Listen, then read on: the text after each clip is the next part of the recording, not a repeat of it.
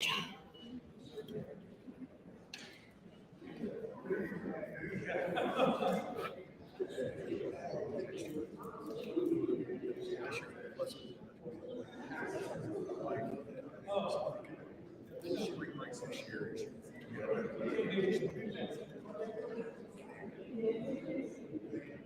evening, everyone. I want to make a quick announcement.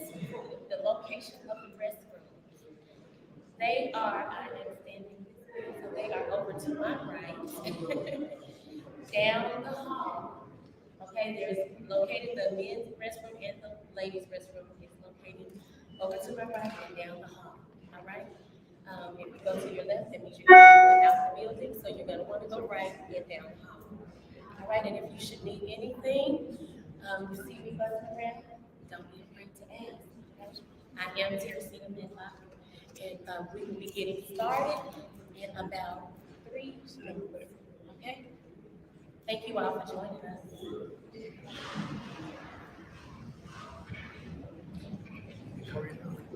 Frank Colbert, it's good to see you. What's your name?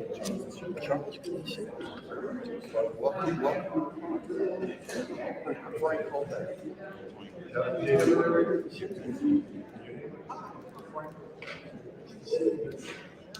That's some good questions. I'm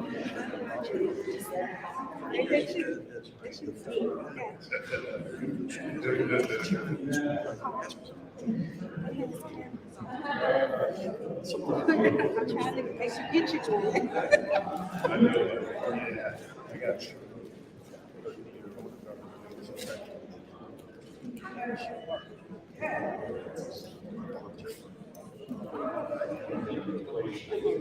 That's when you turn it around.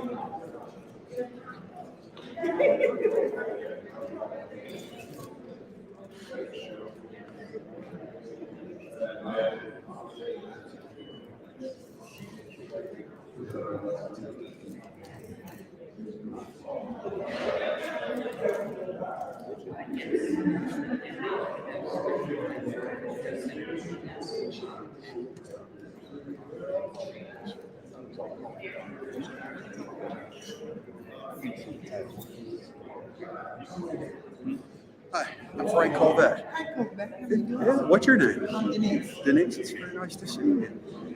It's all right. Yeah. Well, don't hold up on us. Ask the question.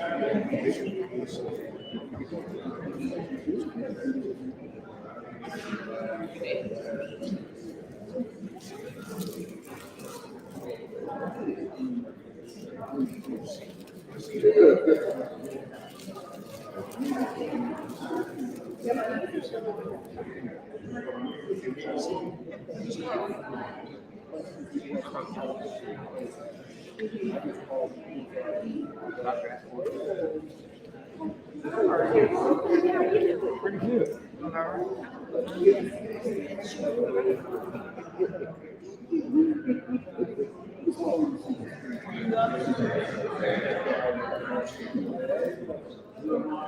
I'm looking forward to it too.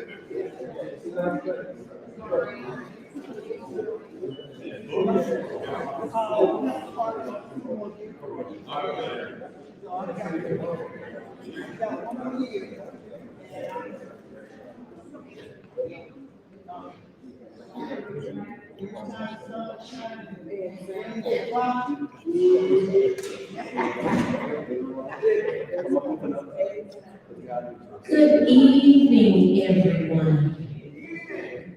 How are you this evening?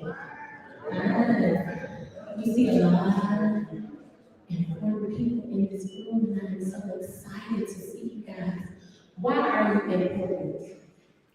Because you are the community, and you are the reason why we decided to host this room. All right? Well, I am Teresina Midnight, and I stand here today to welcome you to the Memphis Mayoral Candidate Forum of 2023. You were welcome when you walked in the door. You are welcome to do whatever it is that you need to do. Now, I also want to let you know that there are some note cards in the bag. And if you have a question that is burning in your heart to ask, make sure you see Miss Martina at the table and my young student Jeremiah at the table, and they will get you those note cards so that you can place your questions, and they will leave them to us, okay? Again, you are indeed welcome. Now, I do have a little joke. So how many of you went to church as you were a child? Who? Me is me, okay? Now, what was your very first speech that you gave? It was your Easter speech? Well, mine was, you are welcome once. You are welcome twice. You are welcome in the name of Jesus Christ. That was my speech, you guys. And so I want you all to say that with me. You are welcome. You are welcome. You are welcome. In the name of Jesus Christ. Thank you all so much. You are welcome.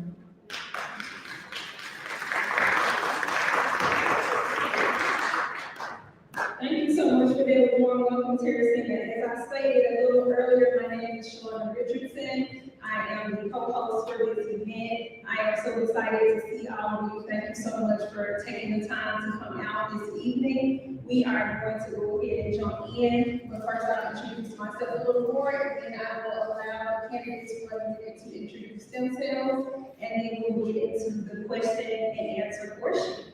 All right. So my name is Shawana Richardson. I am a former educator. I've also been an educational consultant and advocate as well. As I stated, I'm so happy to be here with you all this evening. We're going to go ahead and go to Mr. Gibson. Mr. Gibson, you're going to give me 1 minute to introduce yourself to the audience, and we'll get into the question portion.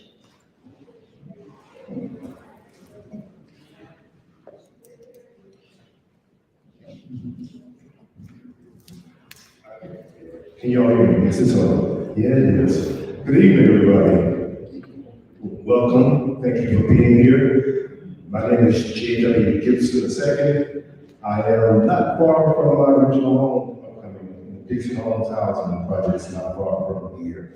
So it's always good to be back in the neighborhood. Just to share with you a little about myself briefly, I operate as CEO of Gibson Companies, which consists of 3 different individual businesses that's been around now for 32 years.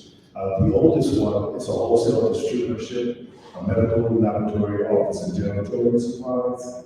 The second one is real estate development, where we focus on multi-family developments, senior housing, and historical preservation.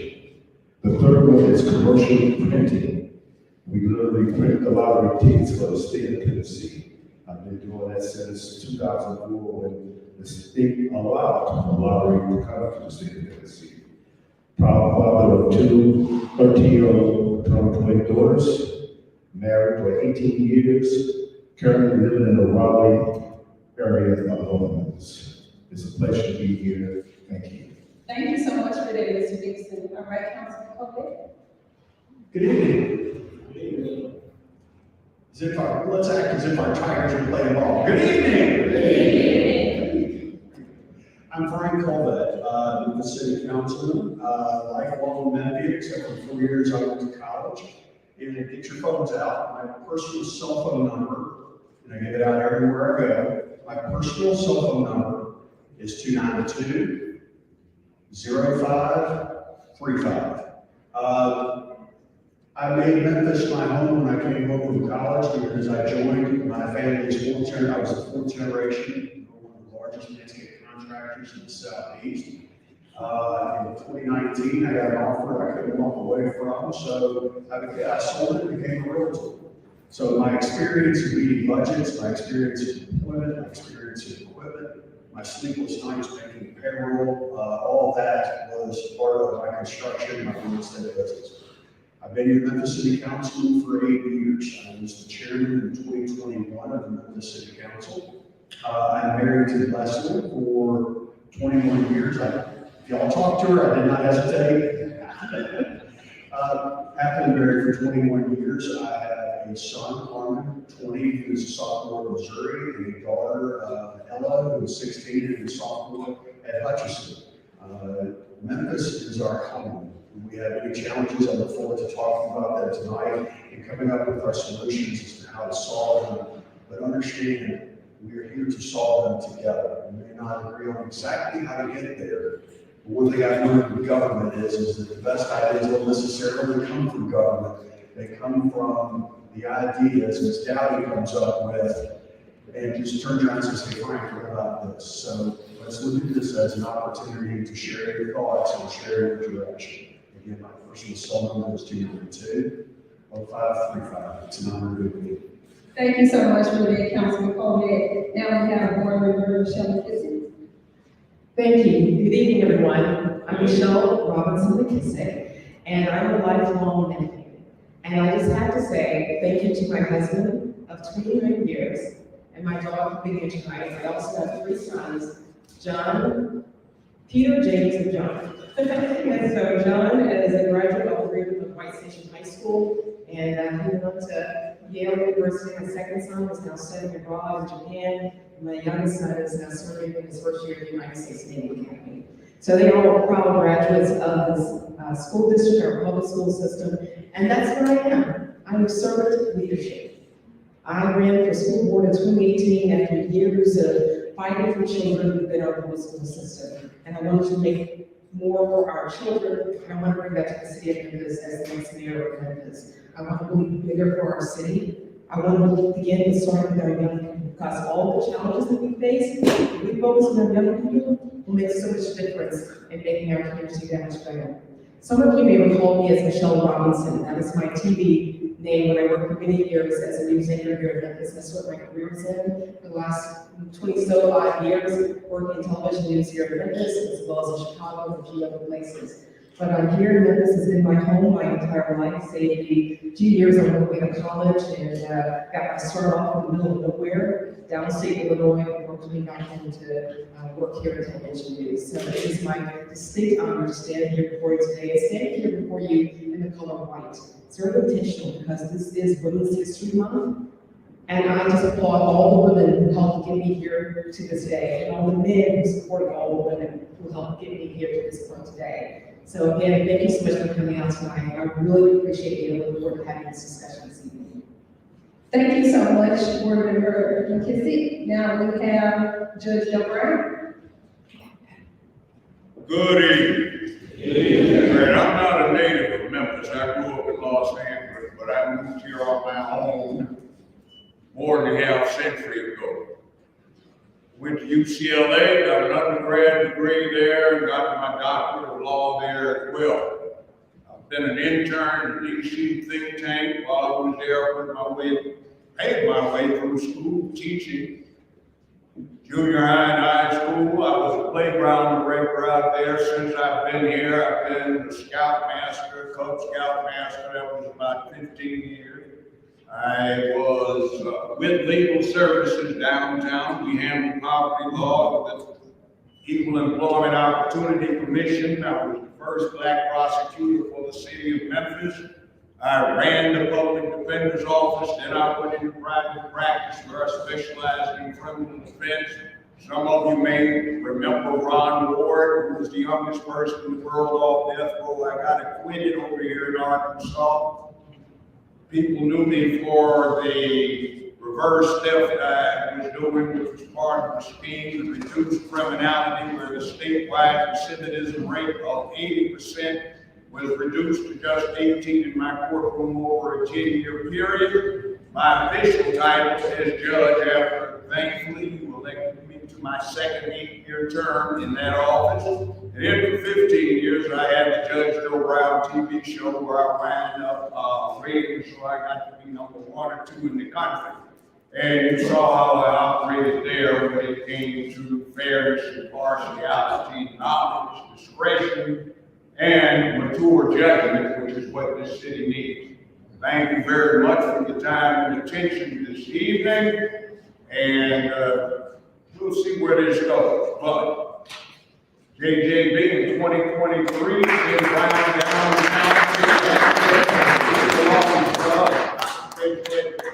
We need to get everybody together, white, black, brown, red, yellow, because it ought to be made for the United States that it can. Thank you so much. All right, thank you so much to the candidates for your great introductions. We're going to go ahead and start with the question portion. I am going to ask the first 2 questions. The candidates will have 2 minutes to respond to each question. And then after that, we will have a gift giveaway, and then we'll move to the section for the student question. And we'll have another gift giveaway after that, and then we'll move to the audience portion for your questions, okay? All right, so without further ado, let's get into it. Yes.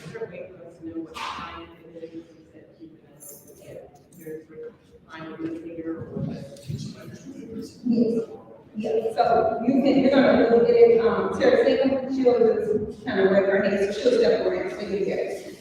Okay, thank you so much. All right, so the first question that we have is, what are your plans for evolving community engagement across the city? So I'll repeat the question. What are your plans for evolving community engagement across the city?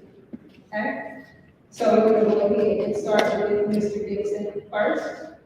Board Member McKissick, could you pass Mr. Dixon the microphone, and he can start first? Thank you. So, from my perspective, as a not-for-profit developer, community developer, we've had opportunities to work in the community. Here recently in South Memphis, we took the liberty of trying to create a TIF district whereby we will be able to utilize the tax income from that TIF district in order to do more development. And in doing so, we had an opportunity to actually reach out to the community, the neighborhood associations. We actually made friends with a lot of churches that are still in play with us to this very day. Reaching out to them, finding out what they wanted to see happen with those development dollars. And we came up with a lot of different plans, such as rehabbing the old Metro Shopping Center. The concept that came from our outreach efforts were things like multifamily housing, grocery store, retail fronts for members of the community, expanded healthcare facility. And then we went into the churches, and we had examples that popped up of the churches, like an outdoor amphitheater that you can see coming up in the South Memphis, a park, an athletic park for the kids to engage themselves in. So we see a lot of value in being able to reach out to the community, hear what their desires are, hear what their plans are, and incorporate those into our development concept. And we had pretty good success in doing that. Going back to the early 90s, when we did our first deal in Westwood, which was senior housing. And matter of fact, those city units are still operating to this day and still have a waiting list. It was because the community said to us, that's what we want to see happen in our community. So we take that concept and we go throughout the city of Memphis and Shelby County with that philosophy of engaging the community to find out what it is they want to see happen. And we try to make that happen. Thank you so much for that. All right, same question? Councilman? Thank you. Couple of things. I was chairman of the Planning and Zoning Committee for Memphis City Council for 3 years. And one of the things that I learned through Memphis 3.0 is that, for example, Whitehaven knows what Whitehaven wants, Fraser knows what Fraser wants, Raleigh knows what Raleigh wants, Foxtown. It could go on and on.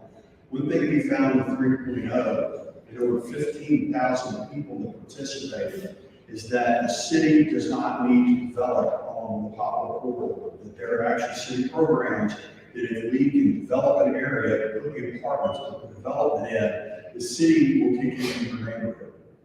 If you take away the most important piece of this, it is the community involvement. One thing I think the next mayor ought to do is have, for lack of better words, a listening tool.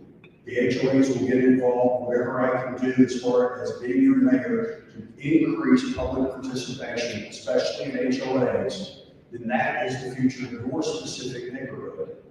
One of the things I found working with the Boys and Girls Clubs, in terms of community involvement, that's where I really learned how to be involved in the community, how to raise money for the community.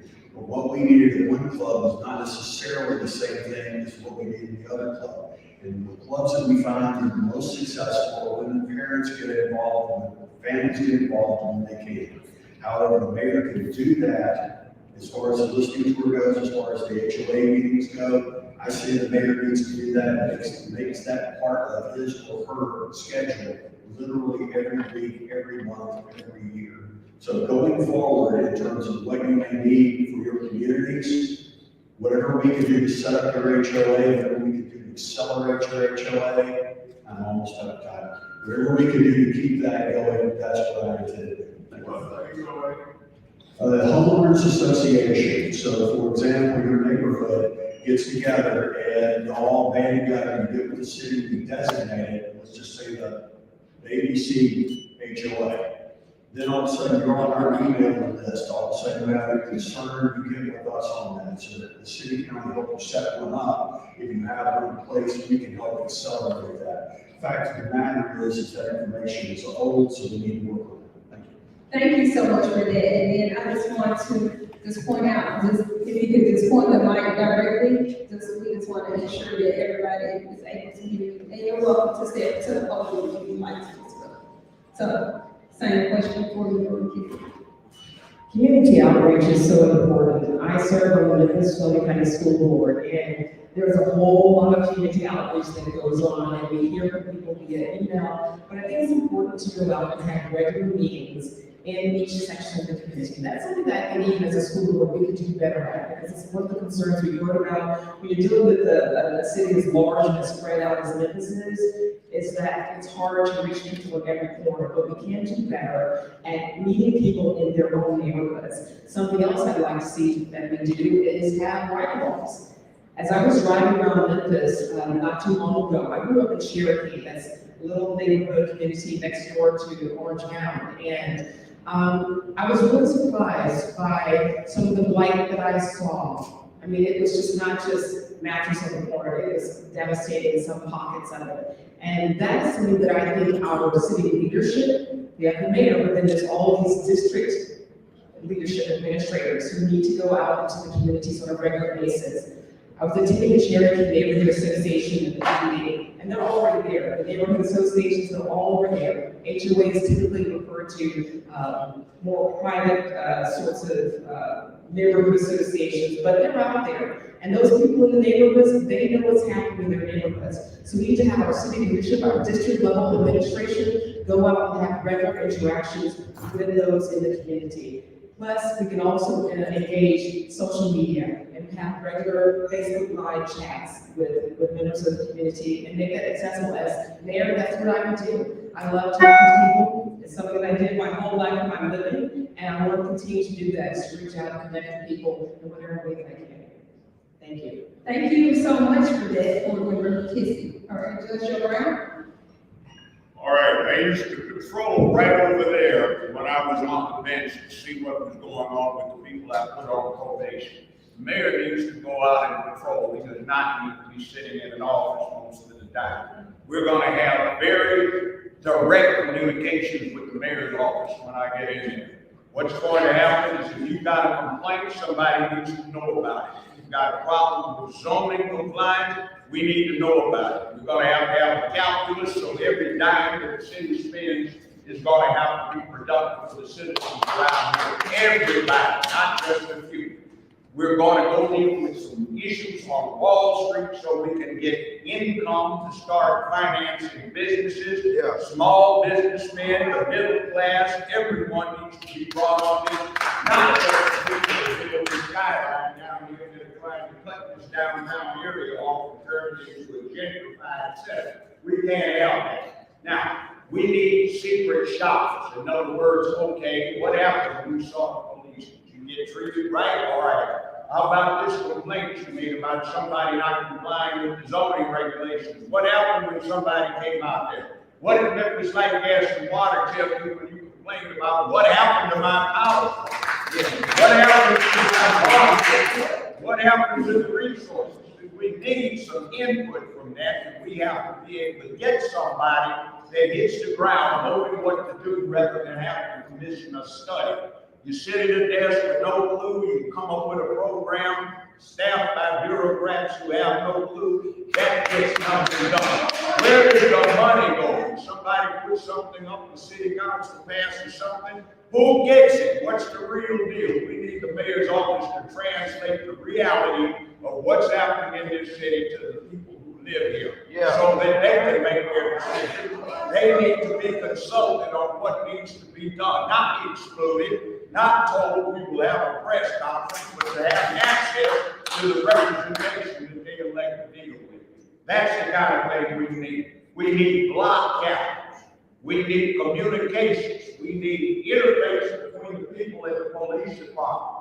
We need to take this city back and run it as a population. Yeah.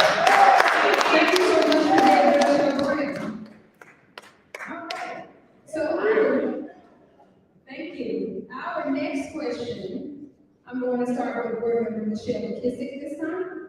Okay, so we all love the city of Memphis. You're all here tonight. I know we all love it. I'm a native Memphian myself. So the question to the candidates is there a plan in place to help combat crime in Memphis?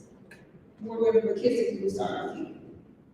Well, it's clear that we definitely need to do something regarding crime. It's unfortunate that the world seems to be getting to know us for things that we know that Memphis is so much better than what we have in the news about lately. But as far as the plans, we have to come together as a community to address this problem. We need some short-term solutions, and we need solutions to get at the root problems.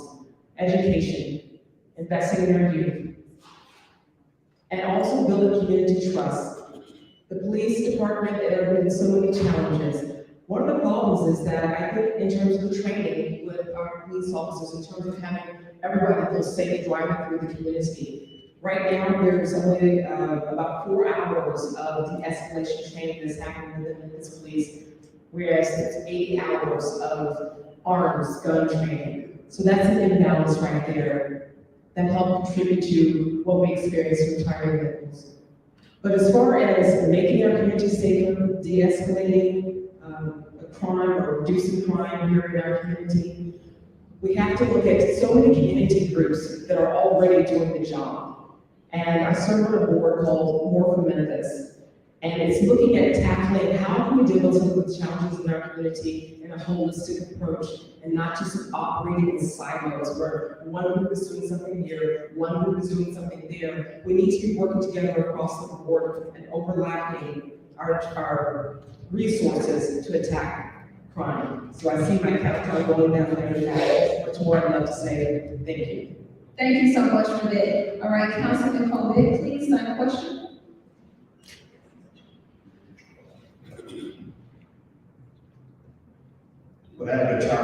practice is inexcusable. Completely, totally inexcusable. Our hiring practices will increase in terms of their quality, in terms of the sensitivity training, de-escalation tactics, period, January 1st. We will talk a lot about the police and as the campaign goes forward, but what I want to talk about is the community. We have incredible groups like JIF in terms of helping people not go back in. We have groups like Stevie Moore's Freedom from Unnecessary Negatives that actually give jobs to our fellow neighbors in cases, gives them legitimate jobs so that they do not violate their parole back in. We need to expand those kinds of programs. We need to expand. We have 10 Boys and Girls Clubs in our schools right now. They graduated all but one of their kids. Of the kids that graduated, they sent all of them to trade school, college, technical school, military, or job. We need to go to Nashville for another $10 million, put that in 25 schools. Right off the bat, we're going to save 8,000 to 10,000 kids' lives right from the get-go. The social component to crime cannot be understated. Everybody turns around and says, well, we need more cops, we need better cops. That's true. But we've got to look at the underlying reasons in the communities and groups that we have already on the ground and how we expand that. I think of 911 Block Squad. They're 4 gang members whose job is to, when gang escalation happens, they immediately go in the streets and they turn around and de-escalate violence. We have neighbors working on that right now, but those programs must be expanded. Thank you.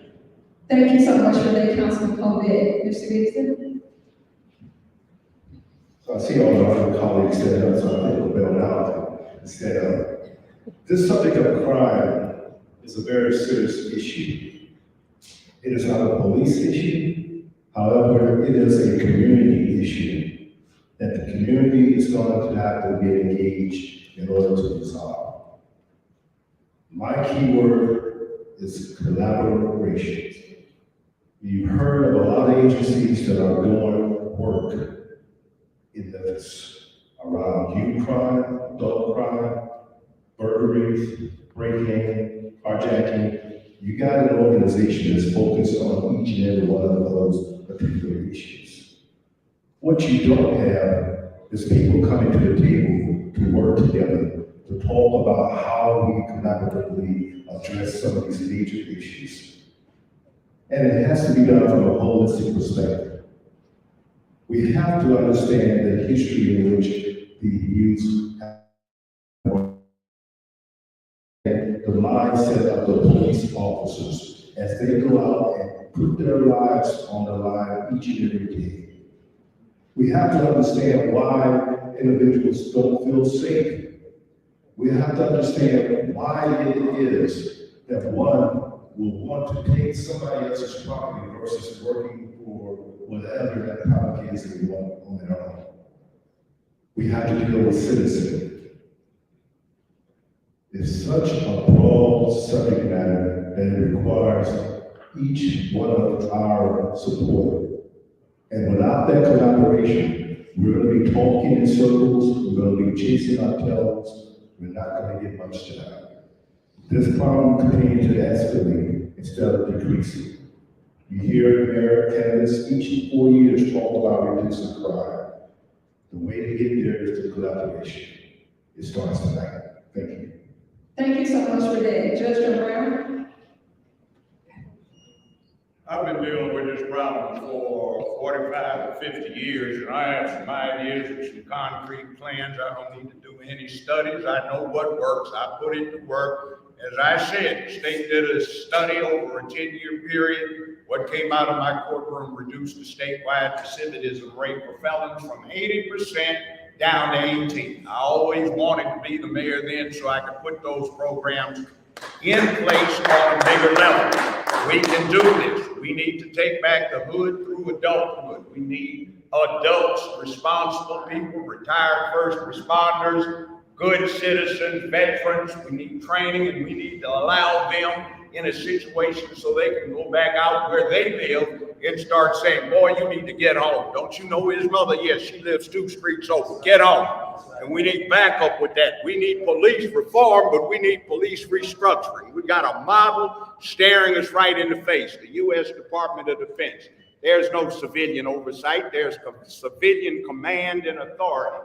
There's a civilian commander-in-chief. We got a civilian secretary of defense, Army, Navy, Air Force, etc. We need civilian chiefs or directors or whatever you may want to call it over the police department, under the mayor's office, and have civilian heads of each department. Uniform patrol, traffic, sex crimes, burglary, you name it. We need to take control of this town, and the next thing we need to do is bring in industry and employment. An employed person gets the idea. It's about duty, honor, obligation, responsibility, accountability, and making where you live a better place. And we have to put character into these youthful heads, and I'm the one to go out and talk with them directly. Hey, you've got to be a man or a woman and act like you.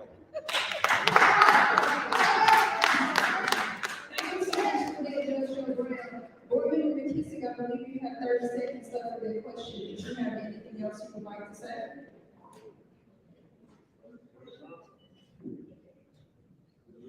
All right, thank you. I didn't realize I had time, but, well, as far as, what my distinguished colleagues up here said, I think we're all collected in this, effort to reduce crime in our city. I think it's the number one concern that everyone is focused upon.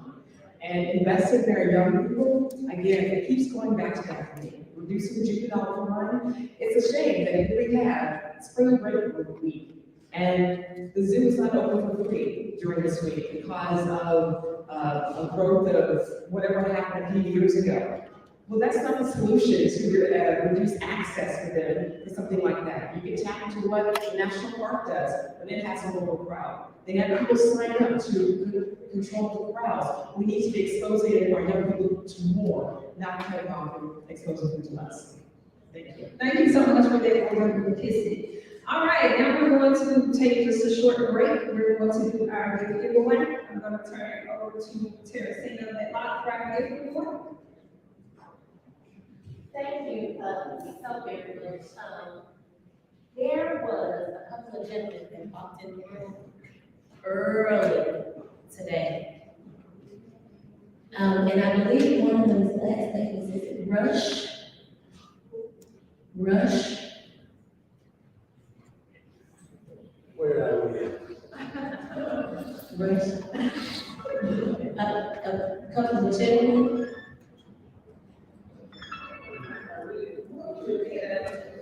There were a couple of gentlemen who walked in extremely early today, and I think one of them's last name is Rush, R-U-S-H.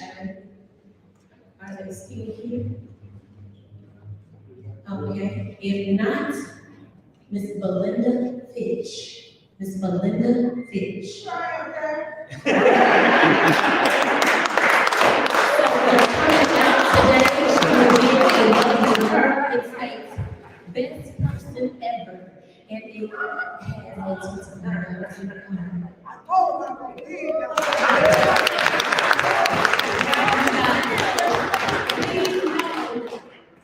that you're not listening here empty-handed. No one is this evening. So it's not for knowledge. You're gonna gain something before you leave on this evening. Okay? We're going to quickly get back to the scheduled program, but I want to mention a few people that are in the room. So, come on and stand up for me, Ms. Shalane.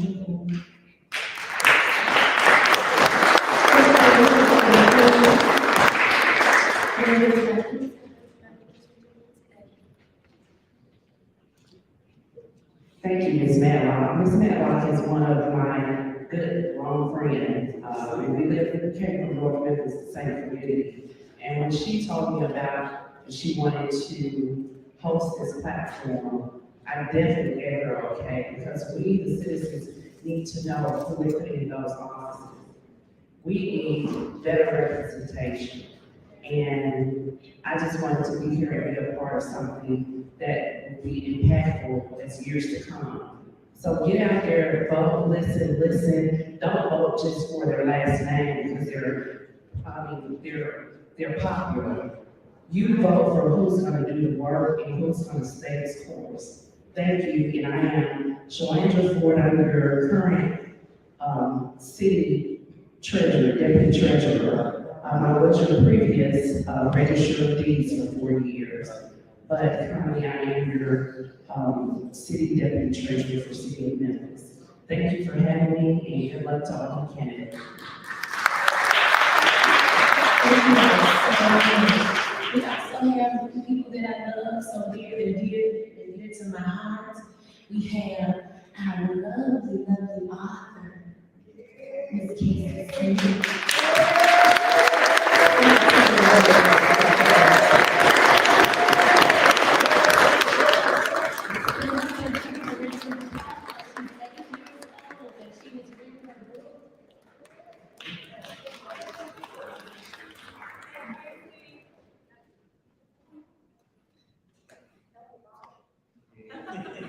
So my book is about me having a developmental. So whenever I read a book, the words are there to around, and I didn't have a chance to read them.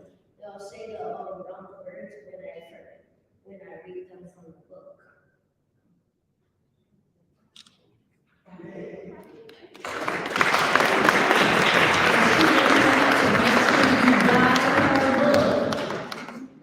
Her table is right over here to the left.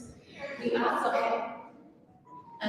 also have the Voters Alliance in the room, so if you are not registered, we need you to go over to my right.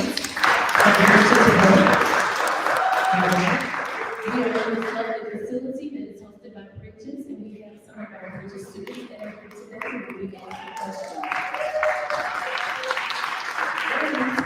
Like I said before, I have a few people that are near and dear to my heart that are in this room today. My lovely mother is back at the bed table. My lovely sister. I also have a mentor and friend, Dr. Kevin Andre Brooks in the building.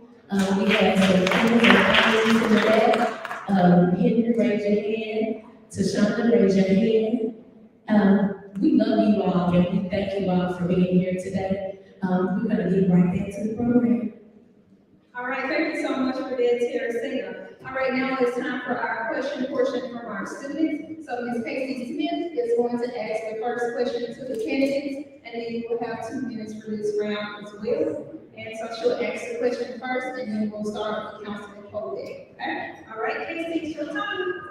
Good evening. My name is Casey Michelle Smith. I'm an author as well as an artist. With that being stated, will the city be able to implement more cultural art in supplemental programs?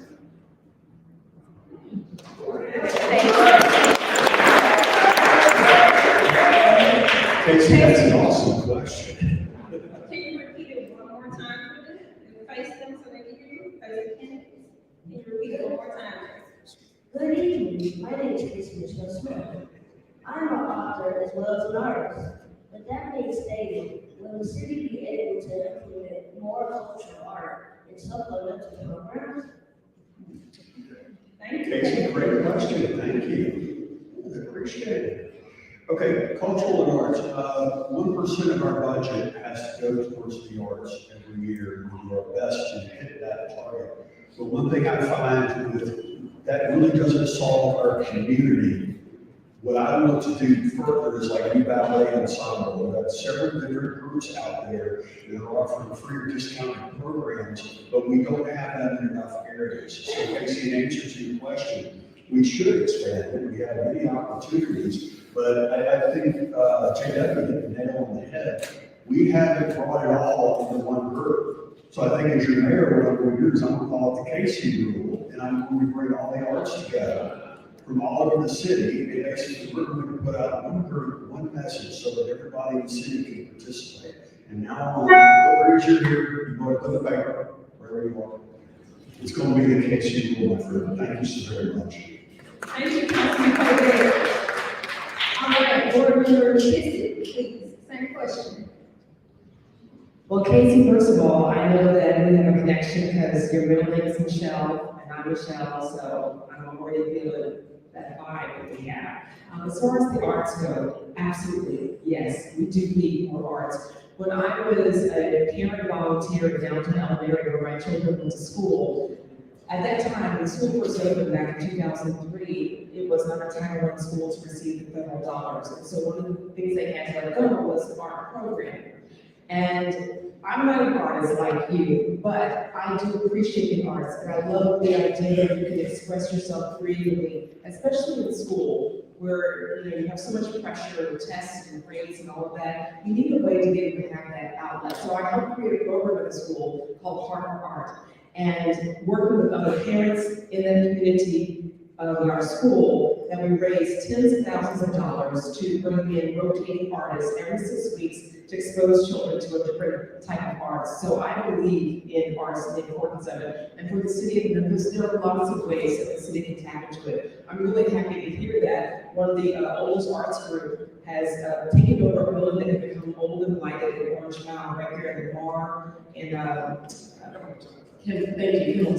and transformed that fire station. I used to drive by that all the time. And so it's those sorts of innovative ideas of repurposing places and facilities and putting them in different corners and sections of Memphis so that people and students and young people, whoever else, can come and express themselves creatively, whether that be through the visual arts, of drawing, or the performing arts. So yes, as the city of Memphis, we need to invest more in that. Thank you. Thank you so much, Reverend McKissick. Judge Brown? That's an easy one. I want people like this fine young lady to want to stay here, especially those with artistic talent. Guess what I did for 15 years? #1 and #2 syndicated show in America, and a whole lot of people in Hollywood owe me a whole lot. So I got the inside track on getting the arts and entertainment in Memphis together, and I've got some big plans I've been working on for the last 20 years. So we can elevate this up. There was Stax, there was Elvis, there are a whole lot of things, there's Beale Street, there's a lot of stuff, but we can make this a mecca for the entertainment arts in the United States, and I have a plan, and it will be big time here. Yes, sir. And we will get this back together, and people will look at Memphis as a place. Now, 20 years ago, I was the ambassador for the city and the county and their television and motion picture production agency that we still have a little piece of. I set some things in place then. They kind of fell by the wayside, but they can be revived. We can bring it all here so she That's right. can have a career in well, not nieces and nephews, because 2 of them well grown, they got gray in their hair. That's one nephew there, there's a niece over there. But I have great nieces and nephews and great nieces and nephews and grandchildren, and they need to want to stay here. That's how we do it. Thank you so much, Judge Brown. All right, Mr. Gibson, same question, please. Thank you very much. This is truly one of my pet peeves. I've been blessed over the 32 years of working hard to build a corporation to only to get back to the community. And cultural arts is one of the areas that we get back to on a regular basis. For example, some of you might have heard of Hattie Theater. Hattie Theater is the only African-American standalone theater in the Southeast region. I was fortunate enough to take the leadership in a capital campaign to establish the facility where they operate today. They started off at a 75-year-old facility on Marshall, and today they are the heart of the theater district in Overton Square. The facility that Michelle talked about, the Bar Hilton, Young Actors Guild, very supportive of that facility being renovated. We've also started with Young Actors Guild, another facility in South Memphis, where we're taking a church on Matthew that we're going to renovate and turn into a theater. My list of support for cultural arts is long and deep. As mayor of Memphis, we will expand that with city dollars to go along with the dollars that we think we put on the table. When we contribute to these not-for-profit organization doing its work, we always require that they collaborate so that they can expand what they do and where they do it. Throughout this campaign, we're going to hear you talk a lot about collaborations. That's going to be the key, good people, to us being able to do the things that you hear a lot of people talk about. Instead of attempting to do it in a silo, we need to come together and do it together. Thank you. Thank you so much for that, Mr. Gibson. Thank you, Casey. Thank you.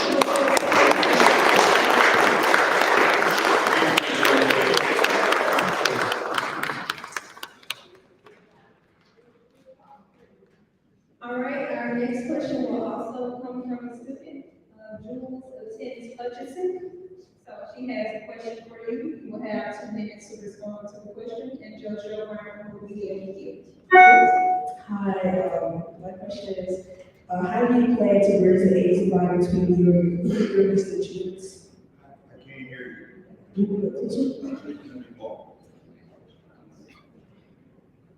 What is your plan to bridge the age divide between you and your constituents? Say it one more time, Jules. What is your plan to bridge the age divide between you and your constituents like you in the community? Okay, go ahead.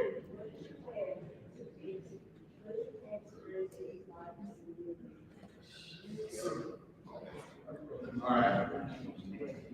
So she wants to. What is my plan to bridge the divide between me, those my age, and the youth? Well, here it is. We were all your age one time. Right. Sir. And we haven't forgotten you. And we remember when we used to say, they don't know what they were talking about. And then years later, start talking to somebody and say, oh, guess who that sounds like? Right.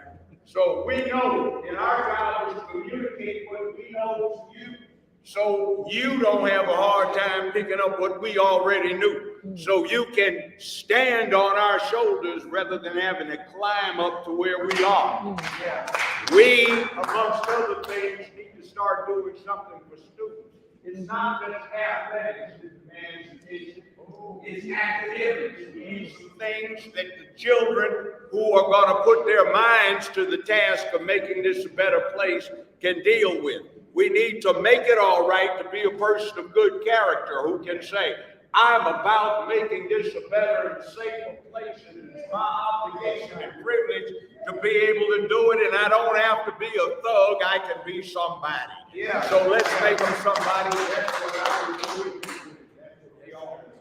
All right, thank you so much, Judge O'Brien. All right, we have board member Michelle McKissick next. Thank you, Jules, for that question. It's not a matter of like telling you what you need to do for our community. It's asking you to have a seat at the table. And as a parent of 4 Gen Z, with a range of, my youngest is here, she just turned 12 last Friday, and my sons are 20, 21, and coming up on 25. And so, really smart.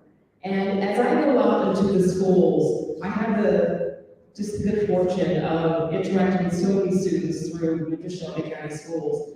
So many great ideas, but they need to be listened to and invited to say, share your ideas with us, because that's where the innovation comes from. It's not when we just focus on what we have been doing, the way that we've always done things. Let's talk about how we could do things and explore and have conversations about that. And collaboration, as a word you've heard come up several times today, is so important, because not to, when you say sayings, they're kind of corny, but they're corny because they're true. Because children truly are our future. We've all been there before as young people, and you have a lot to contribute. So one of the ways is just engaging you to be a part of having a liaison relationship between the mayor's office, our mayor, and young people within our community. Thank you, Jules. Thank you so much for that, Board Member McKissick. Councilman Colette. Thank you so much, and thank you for the question, Governor Nation.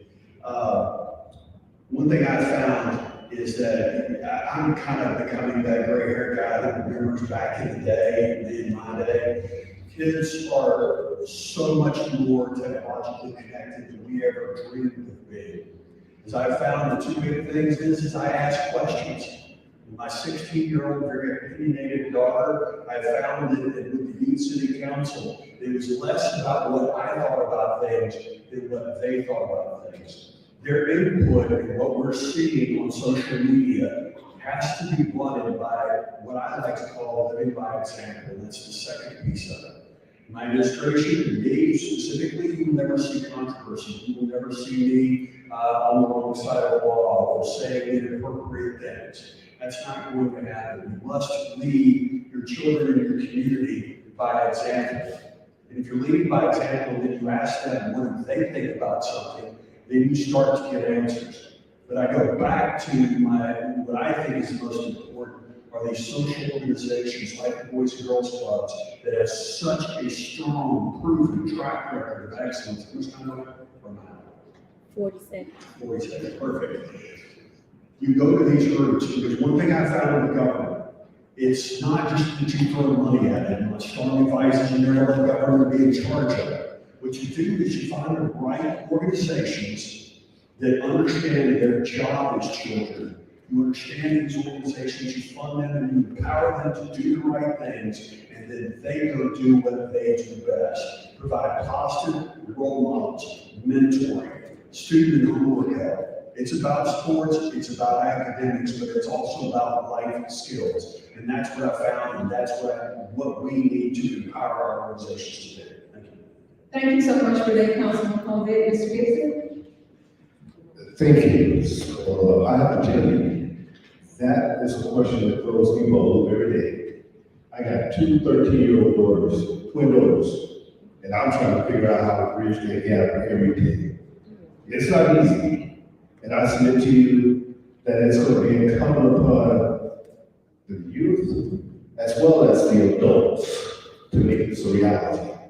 We can't do it by ourselves. We can't talk at you. We can't just take the assumption that you won't serve things. We have to be able to build trust. And that's one of the things that we're going to do as mayor. We're going to build trust out in the community so that people understand, people feel what I'm talking about. So when I start to talk to you, you're not just hearing words come out of my mouth. We're going to be providing you opportunities to become engaged. And through that engagement, you have got to give of yourself as we give of ourselves to these various different programs that are out there. And as time progresses on, you're going to see that divine lesson. You're going to see people start to talk to one another. You're going to feel one another. You're going to hope and dream and pray for one another. That's how we're going to decrease that gap, through open, honest communication and trust, more importantly. Thank you for the question. All right, thank you so much for that, Mr. Gibson. Our next question will come from a student as well. His name is Renee, and he attends Crosstown High School. Thank you. Okay, so what do you guys plan to do to support vulnerable neighborhoods to become more environmentally sustainable? Would you like to repeat? Thank you so much for that question today. We're going to start with Mr. Gibson. Please, y'all, don't think I'm trying to be petty or anything, but I'm constantly bringing up my daughters. So I'm an extremely proud father, and I love what my girls are doing. It just so happens that one of them she's really big into environmental issues. We live in the community of Raleigh, and as you all know, for some strange reason nowadays, people just feel compelled to throw their trash out the window all over the place. We used to be one of the most beautiful cities in the United States. Now we have this huge issue, literally. My daughter created this beautiful sign with the big picture of drawing up the world, asking our neighbors not to litter. That kind of, we had to order 2 batches of these signs and the neighbors fell in love with. So my daughter is doing her part in trying to keep the community beautiful. as your mayor, I will do my part in keeping the city beautiful. For me, I think there's an opportunity to utilize, for example, some of the inmates in Shelby County prison system to go out more than once every month to clean up the streets. I think there's an opportunity for public works to drive this 240 loop and clean up the 240 loop more than once a quarter. I think there's opportunity for us to talk to our youth about sustainability, keeping the earth clean.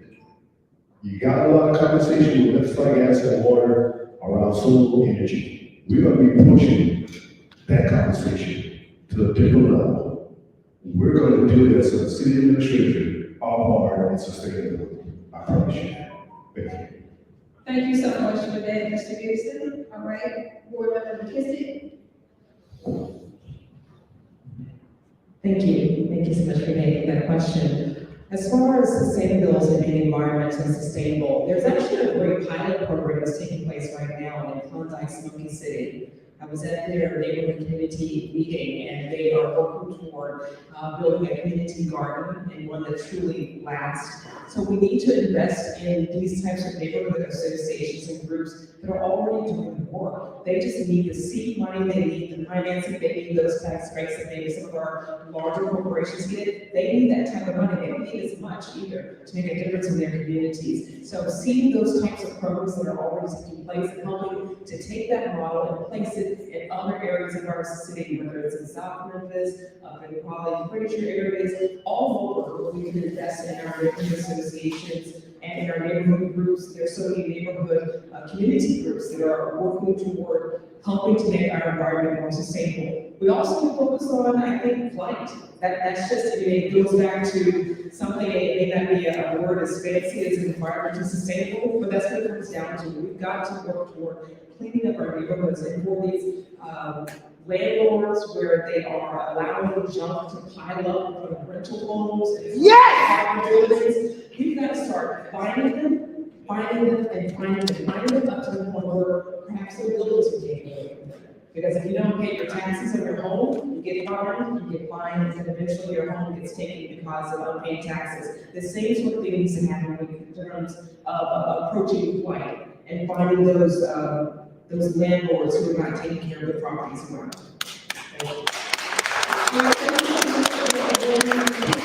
All right, we will have Councilman Colbert.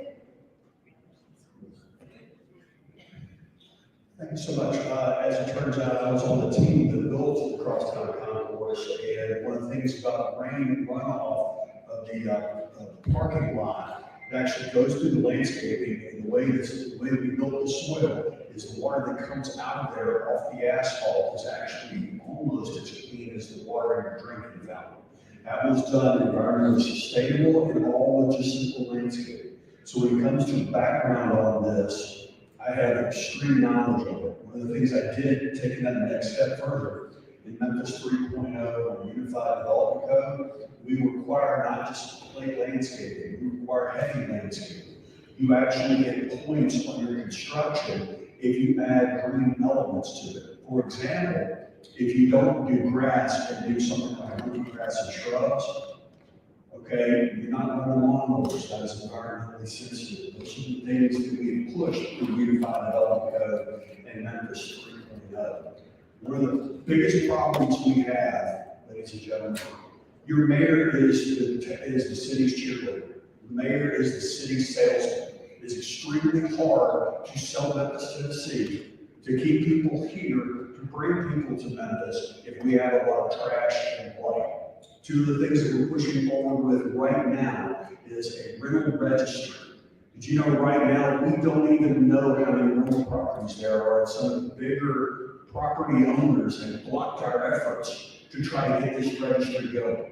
So we're moving hard on that to hold these companies accountable. It's in my plan also to require these companies that want to buy houses in Memphis, they have to register and have someone here in Memphis, Tennessee, so that when the environmental court brings them in, they're not bringing in a paper corporation out of Delaware. There's actually a human being that the judge can say, you are responsible.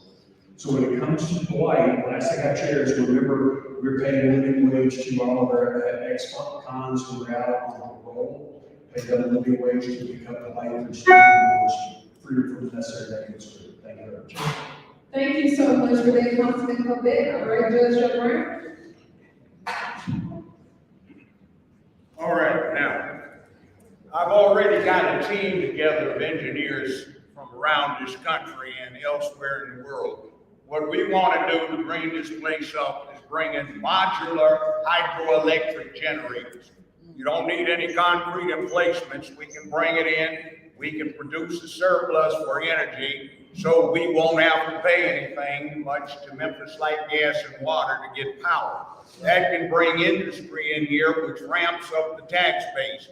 Ford Motor Company and Cadillac are going to be building nothing but electric cars inside of about 4.5 to 5 years. That is going to make this the Detroit for the United States of America in the 21st century.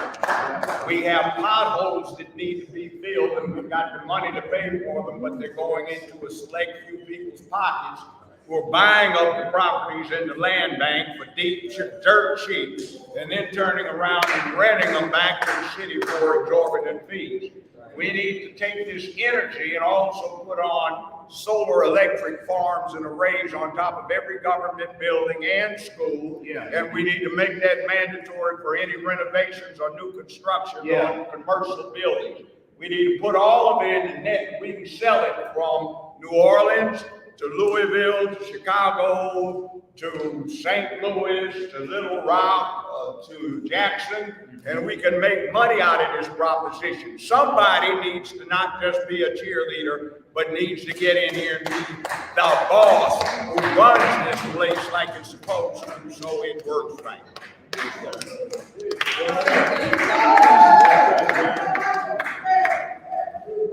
All right, thank you so much, Judge Brown. All right, that concludes the portion for our student question. Let's give them a round of applause.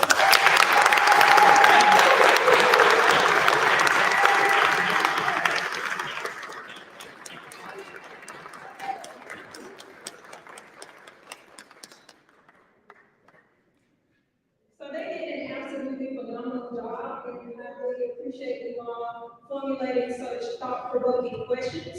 All right, we're going to take another short break, and we're going to have another giveaway, so I'm going to have Terry to come up for a moment, and then we will get into the audience questions.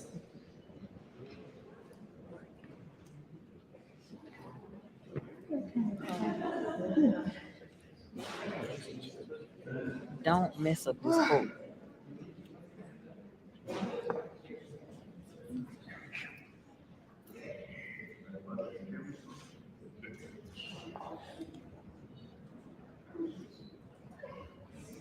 Oh, I may have a difficult time pronouncing this. Sidharth?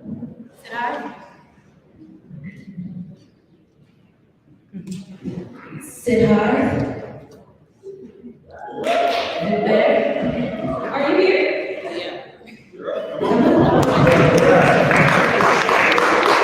It is official, you are awesome.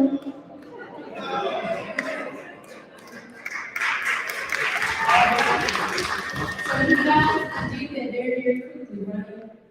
I wanted to do something real quick because my hubby is in the building. And I didn't want to let this day go by without telling him, hey, honey, I love you. And then I do have a cousin in the bed, Teresa, you can wave your hand. Thank you, hey, love, I love you too. So we have a lot of people that we love here in the building, but we have also so many that I call my daughters, my cousins, my uncles, my aunties. Why? Because we are loved in this community, okay?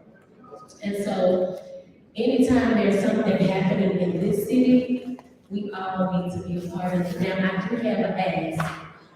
I have an ask today.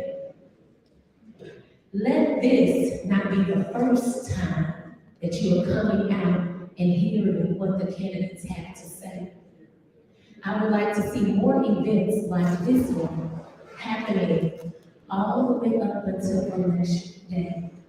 Well, Ms. Terracine, why are you saying that? I'm saying that because we need to know what our candidates are offering us. Why?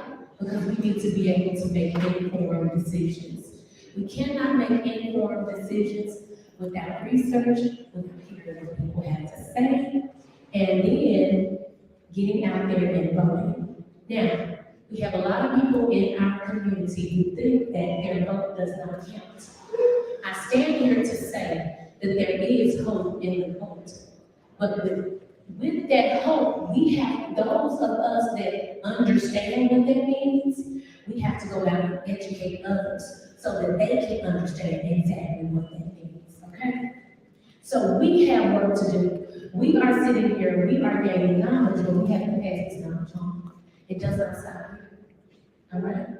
So we will be seeing you all later in some capacity, shape, form, or fashion. All right, let's get back in. Thank you so much for that, Terracine. All right, so we do have a great amount of questions from the audience. So we're gonna go ahead and turn it over to the audience portion now. Terracine will actually come around to you with the mic. So if you just can speak directly in the mic so the candidates will be able to hear your question.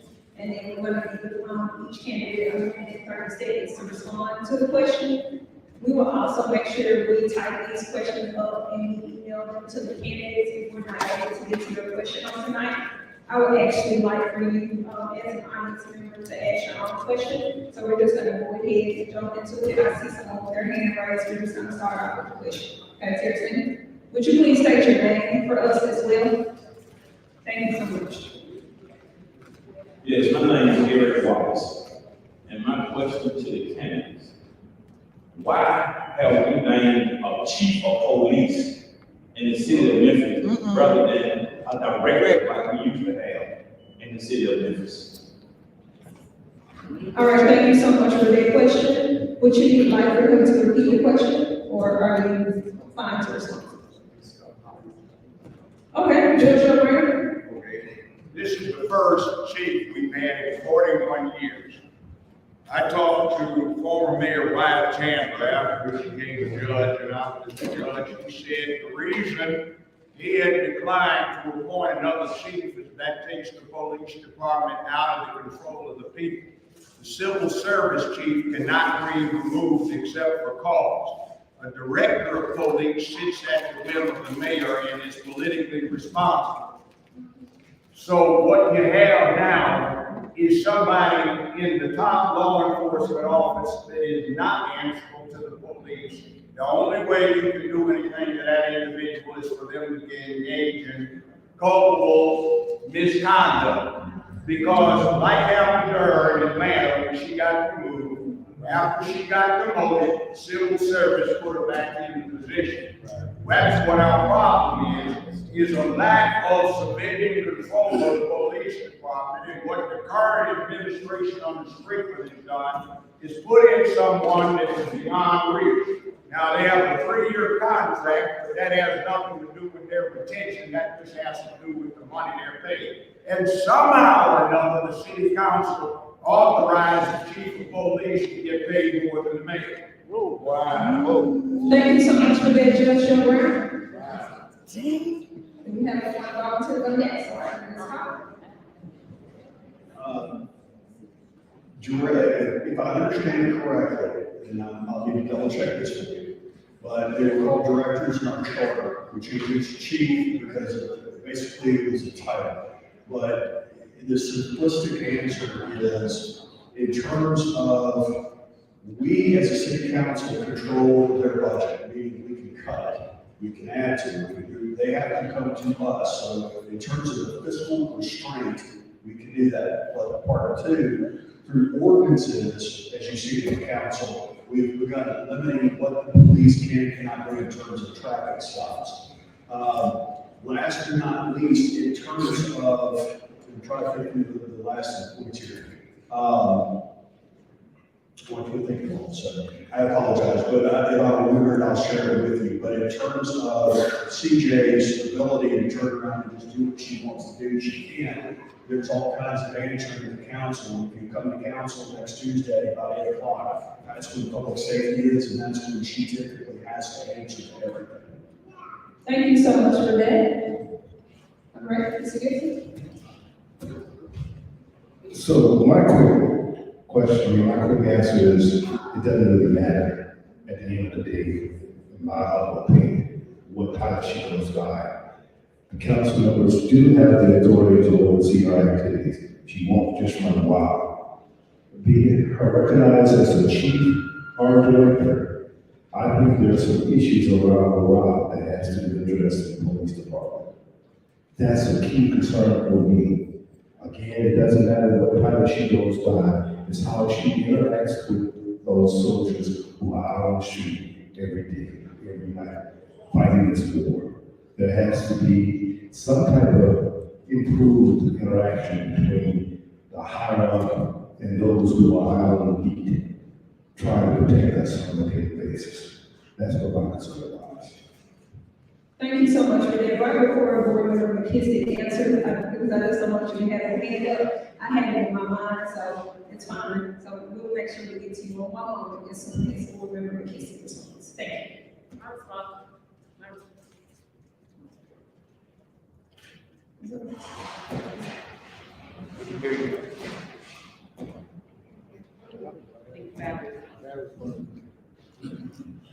I can respond. Okay. As far as director or chief, again, this comes down to accountability, no matter what the title is. And right now, we need a whole lot more accountability with our law enforcement at the top. Because I know that those who are in the field, a neighbor right across the street is a police officer, and we have conversations often about the challenges that he's facing when he goes out in the streets, and the dangers that he faces every single evening that he goes out on patrol. And so the accountability to ensure that they're being supported so that they can come back flying, and also at the same time, making our communities feel safe. There's just not enough accountability that's taking place. And with all that's going on, we need to demand more of the leader who's in that position of police chief, or even at that time we're director right now as chief, but more accountability is needed. Thank you. All right, thank you so much for that, Board Member McKissick. Terrence, if you can go to the gentleman with the green shirt on first. Would you state your name, please, and answer your question? Hi, my name is Tony Bracy. I am a citizen of Memphis. I have a question.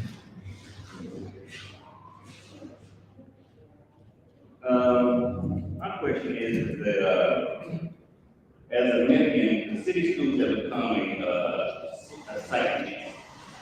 There is more attention building new county schools and less interest on redeveloping the dilapidating Memphis city schools. With Governor Bill Lee refusing to take federal money for education, what upgrades and repairs to the school would you make to give our children the advantage and the motivation for better education in the 21st century and beyond? Secondly, I would like to state as a veteran, what would you do to help veterans obtain housing that are not strung out on drugs or an alcohol problem? All right, thank you so much for that. Board Member McKissick, if you can respond to the first question. We'll take the first question, just so we have enough time for it. Thank you so much for that. Thank you so much for that question. And that is a concern where this talk, if you haven't heard about the state of Tennessee not accepting federal dollars to the tune of like 108 million. We can't afford that. We simply cannot afford to do that because so many of the programs that we fund within the Memphis Shelter Connect Schools is completely reliant upon federal dollars. Free school lunch is one of them. So that would be a very huge lawsuit if it ever comes to that. And it's not a done deal right now, but I was meeting with Steve Jackson in Nashville just a few weeks ago, and express that concern. It's completely unacceptable. As far as our schools, and we do have challenges with our buildings, so many of our buildings are older. We have to invest in them. I think we need more private sector investment in our school system, because the money is very, very tight. I deal with this for the last 4 years. I was chair of the board last school year, last 2 years, and we are constantly looking for ways of how can we improve our schools, improve lighting in them, just to make them more welcoming when you walk into the schools. We need to also talk about consolidating, because some of our schools there are just operating at a fraction of the student population that they have in. So when you can when there's 200, 300 students in a building that's meant for like 1,000, we need to take that and consolidate schools so that we can offer better services and better buildings. So it is a problem. And thank you for acknowledging and recognizing that it's something that's so much bigger than just the school district can address. And in the city of Memphis, I know that 10 years ago, they demerged, they're no longer funding the schools, but that does not absolve the city of supporting its youth and finding ways to pour back into it. Thank you so much for that, Board Member McKissick. Judge Brown? I've already got a team I'm putting in place to challenge this mess in the federal and state courts. We will take it back. We will get an equitable return on our tax dollars that go into the county board of education, so our schools are not dilapidated, whereas those schools are built up and accommodated at all costs. You see, we cannot have part of this town that goes down to the bottom, because when you are standing on a shaky foundation, the whole structure, and that means the whole city, is bad off. We have to get everyone in this city in place to get an opportunity to get a good education. And we have programs that we can put in place going forward to make sure that happens. Thank you so much for that, Judge Brown. All right, Mr. Easley? So education is a very, very important issue. The condition of our schools today is in disarray. My first line of thought is around accountability. How do we get more accountability out of the school system? Money is not always the answer. I think most people who we would ask that's in education, if they were to be honest and respond to you, would tell you that there's room for improvement when it comes to accountability and working, setting out a plan that actually moves one kid from one stage to the next stage. There's accountability work that needs to be done in the school system. And I'm veteran too. Thank you for your question. The city of Memphis under my administration will give more than they currently give to the school system. When the county was recognized as the responsible municipality for schools, the city stepped back. If you look at our platforms on our website, you will see that we have a focus for our early childhood education. As mayor of the city, we will be contributing more money to early childhood education. We will be contributing more to overall improvement of the school system. Unlike the county side, where they can't dig deep into the budgets and ask fundamental questions about how dollars are being spent, those dollars that I will be contributing to the school system, we will have matrix of accountability attached to it. There will be money for programming that will be able to provide some mechanism of success while we cut knowledge. Accountability comes along with the money that we're going to be offering. Thank you so much, Mr. Gibson. Councilman Colette? JW hit the nail on the head. The county funds the schools. That's over $1 billion, I think it is. The city of Memphis budget is $670 million. One of the first things I got to participate in as a councilman was the K-3 education program.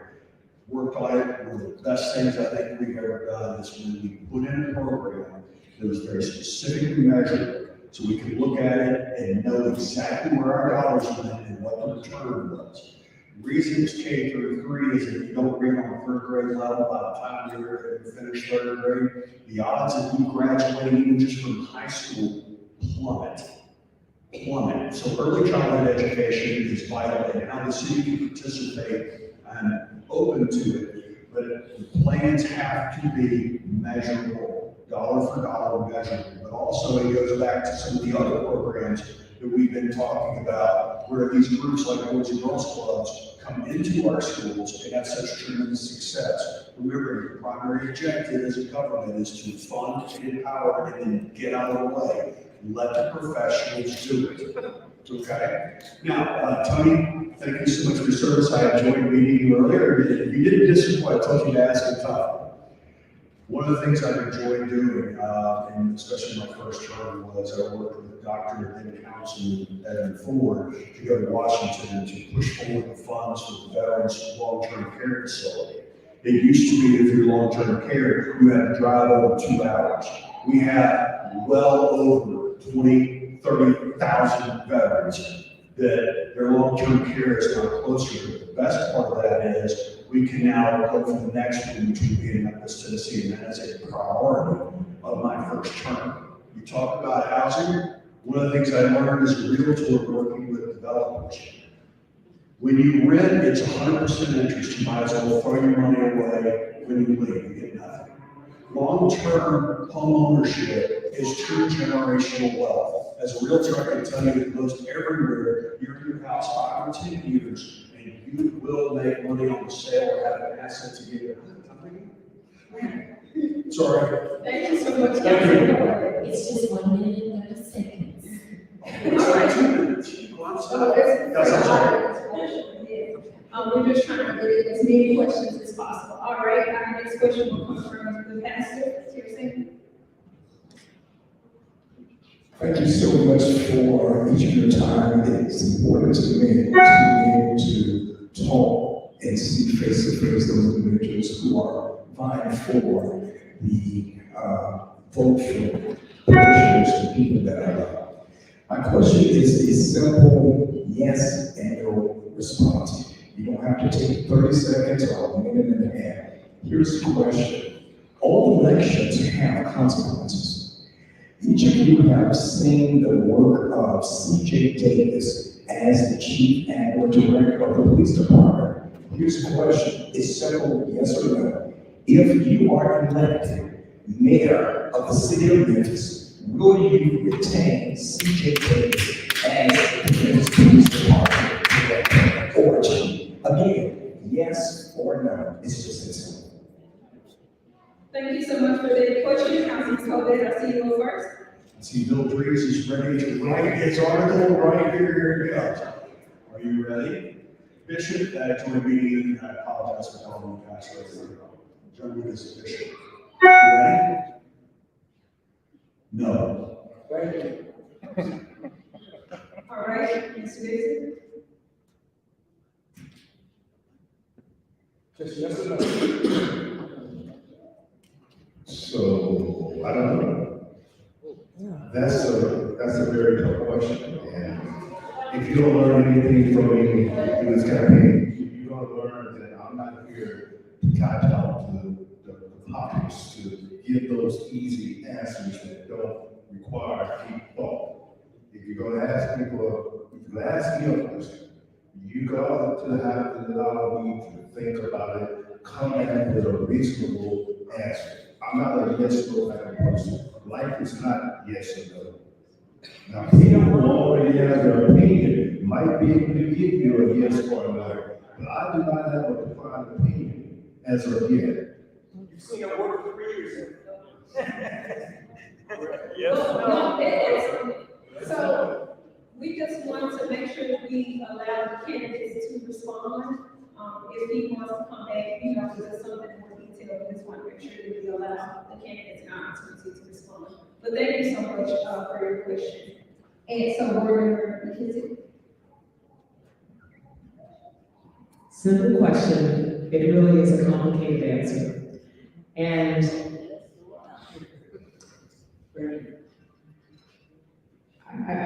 being forthright with you. I would like to see the police chief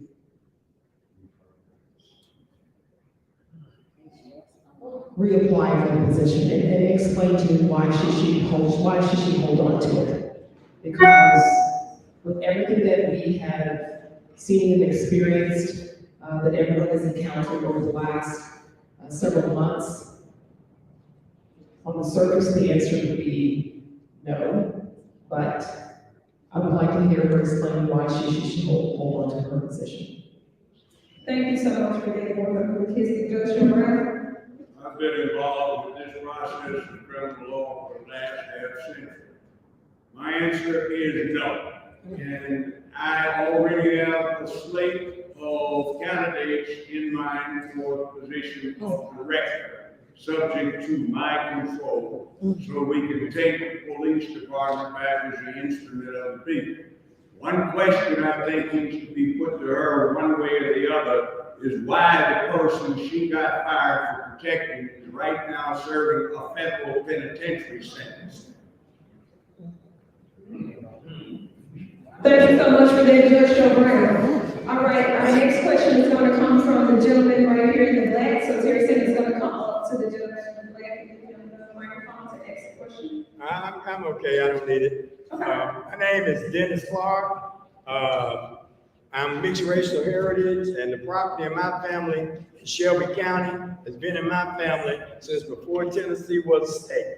Now, when those Africans came up to those cobblestones down on the river on Front Street, they were enchained, but they were still human beings.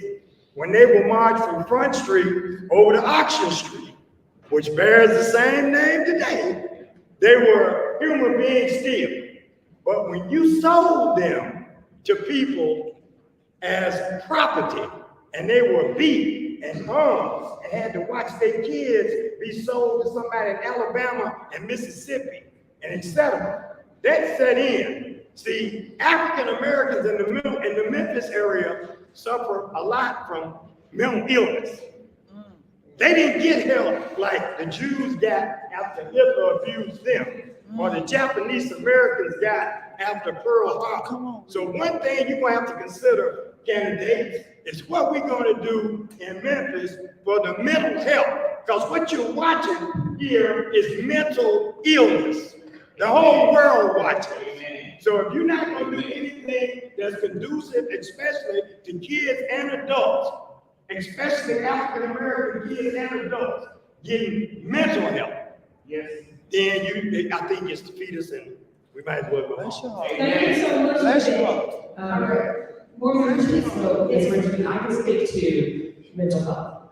So, I believe just the whole world has been through trauma the last few years with the pandemic, and we're still reeling from that. And it has shown itself more so than ever, I think, in our young people, and providing those support solutions for them with counseling. So I believe the city of Memphis, as mayor, I would love to see a division set up simply for the fact of how can we support, provide more mental health support resources and direct them to the resources that are already in place in our community to support people who are needing that support. And it is desperately needed because, as I said, we are coming off a global crisis, a health crisis that has brought so much to the forefront in terms of needing that sort of wellness in our lives. And everyone can tap into that, whether you are a more severe case of needing mental health support or just, something that we all tend to face and deal with on a regular basis. Thank you.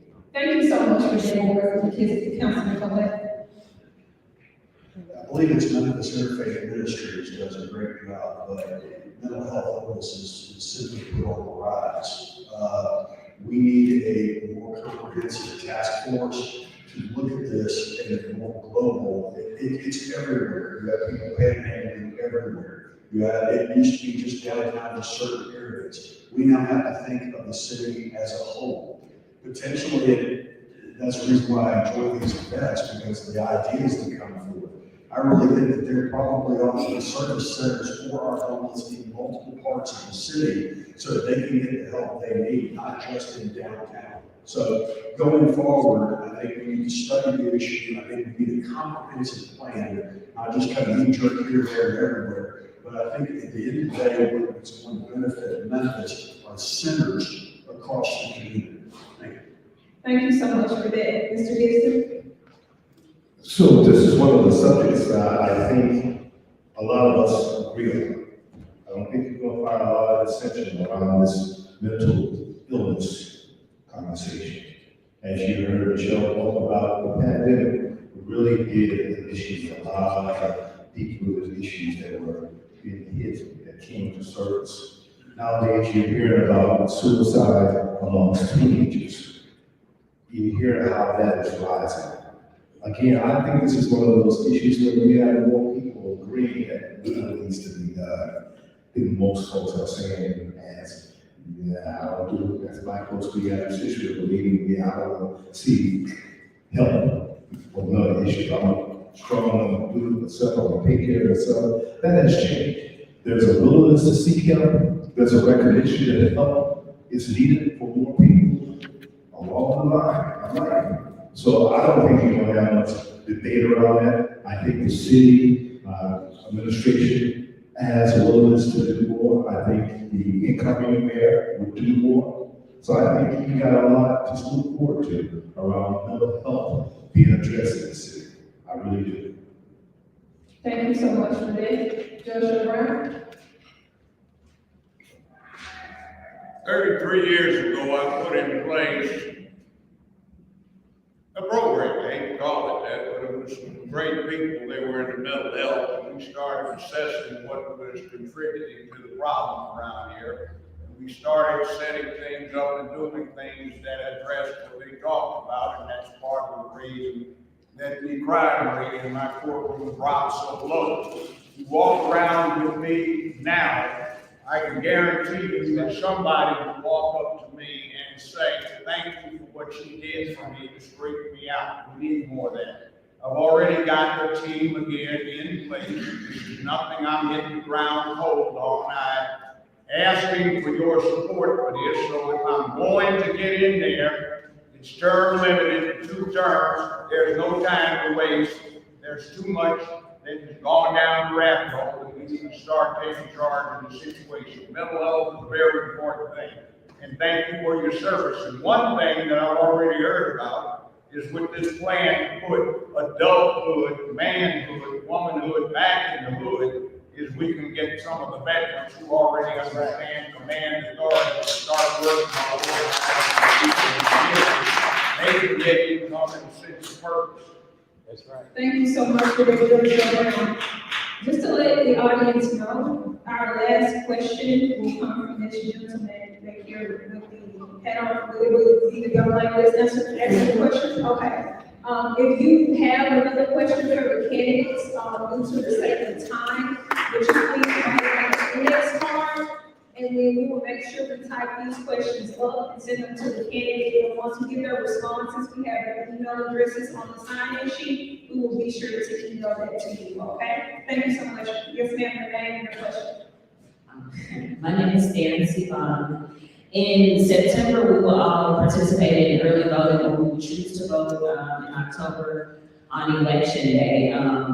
I think the pastor hit the nail on the head. Most of the people in the city of Memphis want to know will you retain or replace Chief Davis, but I want to know the reason why you want to keep her or why you want to see her go. I firmly believe that this is going to be a determining factor in these elections, and we need to know what our leadership will look like with or without her. Thank you so much for that. I'll jump in there since I like to have conversations. We all watched what happened in the last several months. I met with Tyler Nichols' mom on a couple of different occasions. And I have not personally had a conversation with Chief Davis. So as a mayoral candidate at this point, that's why I would say I'm hesitant. I haven't even had a conversation with her.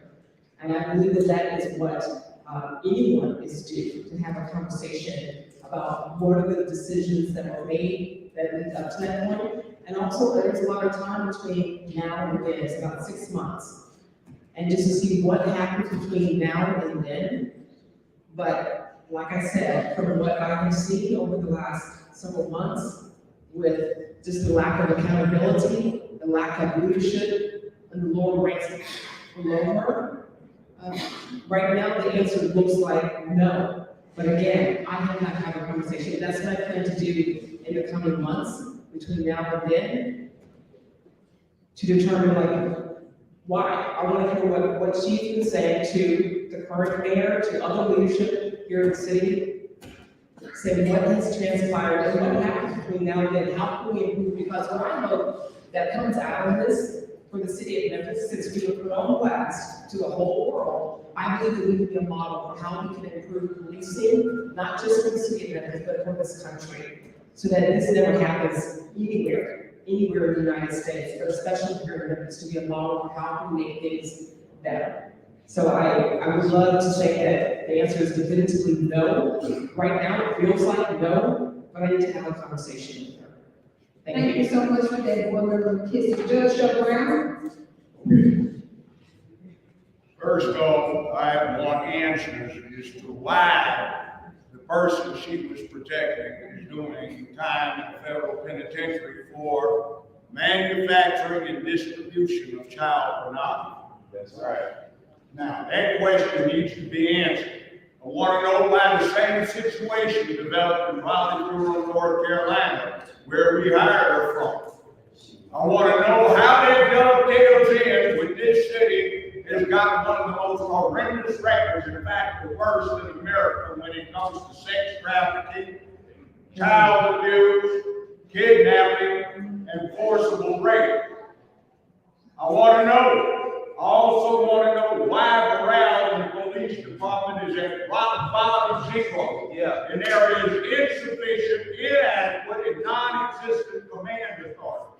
And if you want to talk about just getting a black woman, well, I would submit, let's say Commander Tina Halfman, a local, who has done an outstanding job in the bureau she's been over for the last 30 years. It doesn't hurt that she looks like a movie star on top of it. It has a great physical presence when it comes to telling somebody what they need to do. I want to know, because there are 662 families outside of the one that we just heard mentioned who have lost loved ones in the last 24 and a half months. What do I say to the tens of thousands of them when this police department does not utilize the fine young people that are on there already that don't have guidance, don't have authority, and do not have direction? I'm angry because I can't get my refrigerator fixed. You know why? Because my repairman's son got shot to death last week. Wow. I couldn't get somebody to come in because their child got killed in an automobile accident from hitting a pothole a month or two ago. What is supposed to happen with that? Come on.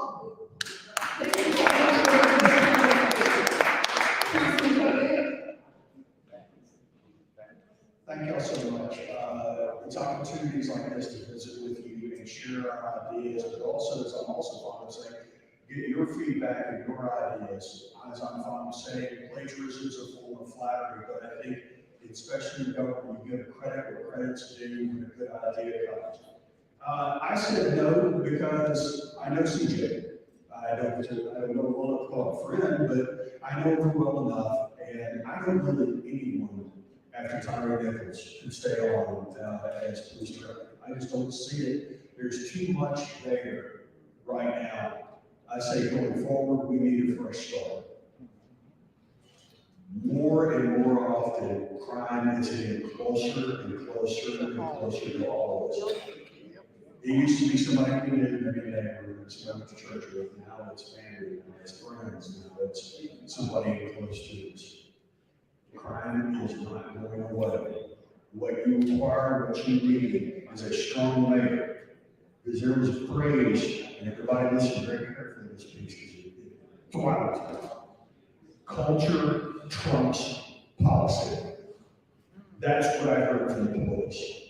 The reason I even know is you need someone to come in to change that culture, to modify it, to make them understand that we're all human beings. We're all to be treated equal. Your mayor is not just mayor in one area of there, as you well know, we've had many conversations. You're not mayor of just East Memphis or Cordova. You're mayor of everywhere, Boxtown, Fraser, Raleigh, everything. You want to do the job correctly, you have to hire the right people with the council approval. Oh, I remember what it is. The mayor's salary is tied by, I want to say state ordinance. That's the reason why the police director makes as much as they do. You have to pay it competitive with all the other. So the mayor's salary is actually tied. But you go for it, not a time. Thank you, Councilman Ross. All right, Ms. Gibson. So as far as I don't know if we want to hear from him again. However, I stand by my earlier statement. I can't give you a definitive answer right now, right here. What I can give to you is my commitment that we will get this figured out. We will ask the appropriate questions to understand what's going on within our police department. We as citizens of Memphis are owed that. Each one of you are owed that. And we will get to the bottom of what's going on with this police department. We're going to ask questions around morale. We're going to ask the questions around training. We're going to ask the question around supervising protocol. We're going to ask the important questions to understand why things are moving the way they are before we throw up a flag to say, I'm done with it, out of here, bring the next person. If you complete that process, we're not going to ever get too good with these quick emotional responses. We have to dig deeper in order to understand what's truly going on within our police department. We as Memphis control the situation. Don't be in such a rush to end this. Let's have more dialogue. Let's have conversation. Let's get our understanding so that we don't make the same mistake again. That's why I said I don't. Thank you so much for that, Mr. Gibson. We had one space left reserved for the media. I believe it's a media question. I have a question. What do you guys have to say on the lawsuit that Sheriff Bonner filed in the part of the residency? There what? Residency I did a lot of research on it with the Henry Brooks matter some years ago. There is a city charter that is being quoted as saying that you have to be a resident for 5 years. But the position is asinine because that's like saying the U.S. Constitution should be read without the amendments going to it. 1966, there was an amendment to the city charter that says the residency requirement of the mayor shall be the same as members of the city council. 1996, there was another charter amendment that said, for purposes of the city council, your residence is as of the date of the election. Clear, slam dunk. They're stare decisis because state and federal courts have already applied. Dr. Harrington ran last time under the understanding that was embraced in the amendments. And for somebody who has absolutely no official authority, no standing to come in and issue an opinion that for some reason the selection commission is saying they're listening to is absolutely ridiculous, and it is indicative of there being other motives besides protecting the interests of the people. That's right. That's right. Thank you so much for that. We know that lawsuit has been filed, the courts will decide. But my thought is that I'm focused on my campaign. And I haven't lived in Memphis since always. I've lived in the same house for 20 plus years. I've sent all my kids to Memphis City Public Schools. I've been in every corner of this community as a former news anchor and reporter. I've talked to people from every walk of life. So that's what I'm focused on, like how can I give back to my community? How can I help us lead bigger? Because we have to take our city to the next level. We can't continue in this just plane of being good at the basics. We need to be more than basic. We need to believe bigger for our city. So I'm gonna let the courts decide, and ultimately, the people of Memphis will decide. They will know who they want, so let their vote speak. Thank you so much for that, Board Member McKissick. Councilman Colette. I echo the sentiments. I think the courts will decide. It's a chance to Kyle's court now, so the lawyers can do their jobs and argue about it one way or the other. I also share the same sentiment. I'm talking about my vision and working with you, our vision for the city of Memphis. I worked in the construction business, employed thousands of people, so budgets, sleepless nights, or making payroll. But also, as I hope you've seen, my time, almost 8 years now in the Memphis City Council, as also being chairman, and then chairman also of the Planning and Zoning Committee. I know how to build coalitions. I want to work with each and every one of you. One of the things that I find running this campaign is as a realtor, I've enjoyed going to everywhere in the city of Memphis. You want to be mayor, you need to be mayor of all 650,000 Memphians. Everyone equally, no matter where they live, no matter what income status or who they are. You must treat everyone fairly. I intend to do that as your mayor. I look forward to the challenges and working with you, though, because remember always, whether we agree with each other on everything or not, we are all Memphians. We are all Memphians. We are all Memphians. Thank you. Thank you so much for that, Councilman Colette. Mr. Gibson. Well, I too agree that this is in the right place, in the right hands, the judicial system, in order to clear up the confusion. I'm glad that Barr decided he wanted to follow us, because, again, it clears the issue. It makes it plain and simple, after a couple of years, what it's going to be. This is one of those questions that you can't just give a simple response to, because it has history behind it. There was a reason things were done the way they were done over the years. So for us to all of a sudden just decide right or wrong, that's not the answer. Let it be resolved in the courts, and we go from there. I can only suggest to you from my perspective, I've lived in the city all my life. I've worked in the city all my life. I built my life here. I endured the challenges of Memphis. There's no question. There's no judge that need to decide and say what I am, because I am who I am, and that's what I'm doing. Looking to represent you in the office of mayor. Thank you. Thank you so much for that, Mr. Gibson. Let us please give a round of applause to our candidates.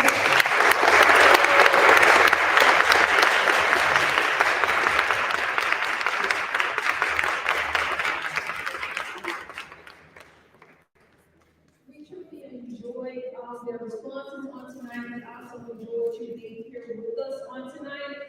Before we depart, we're going to hear from Mario Kendricks. He works here with Bridges. So we just want to give him a moment to speak with you all, and then we're going to have Terry Taylor do the close out. So one moment. Good evening, Mario Hendricks, Vice President of Programs here at Bridges, and on behalf of our President and CEO, Ben Wilson, who's in the audience. We would like to thank you all for being here in Bridges City. Now, Bridges is in the Bridges program. We are a youth-centered organization. And one of our key things is that we really want to have youth adults at the same table.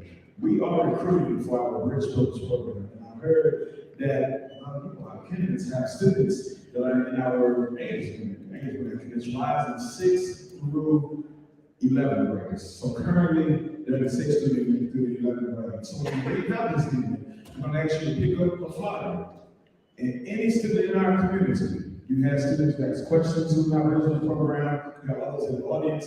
This is an opportunity for you to be engaged and have a seat at the table with us and adults. So that's one way that you can become active. Another, we have our Youth Action Center, which is a place where our community leaders and our youth can come together and actually work on movements throughout in our community. We have our Shelby County Youth Council, And they're actually having a Youth Voice Summit here on April the 8th. So there's another opportunity where you can spread the word and have more youth, as I said earlier, at the table with the adults. So before you leave out this evening, as you walk them down, the 2 flyers from ask you to pick up. Once again, thank you all for being here in the Bridges Center tonight.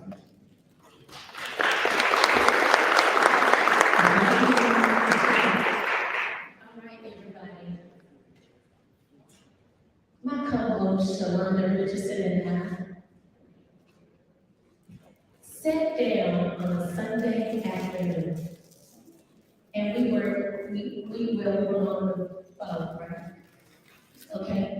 And so our curiosity was turning as we were looking at the number of candidates that were coming up. And saying, oh, another one, what are we gonna do about this? And so what happened was this forum. We completed this forum in 3 hours. And then on a Monday, we hit the ground running. And then God's grace, Michelle McKissick gave me a call the next morning. And I asked her, and the ball began to run. And here we are today with the Memphis first Mayoral candidate for 2023 in Women's Month done by Tobacco community. The community.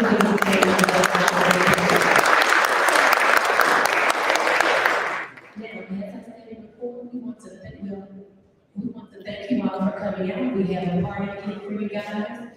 But before we go, I have 2 more gifts to give out. And they will go to Denise Hoskins. Is she here? Denise Hoskins. It's official. You are awesome.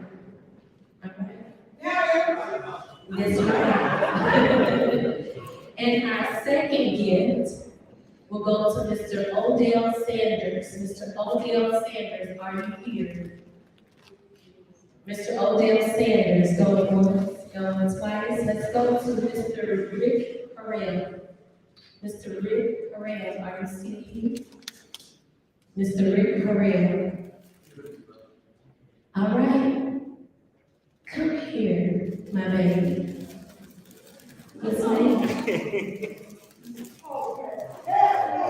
Not that baby. You all listen. I have grown cheek.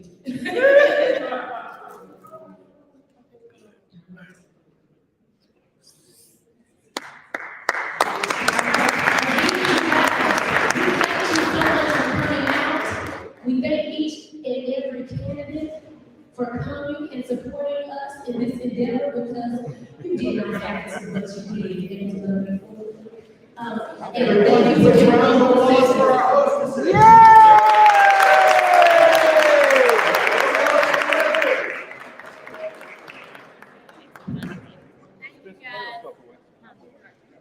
I put my cup in yours. Okay. That's good. Throw your stuff away.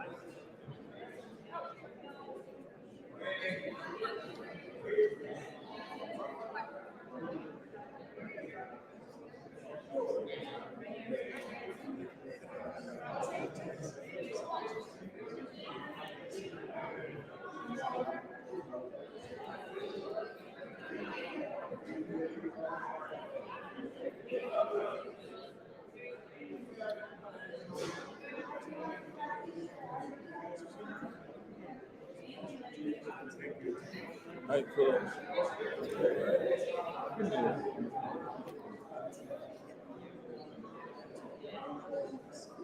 You give it to pastor? Okay, make sure he gives it. Because he's probably, he got to speak on his own words.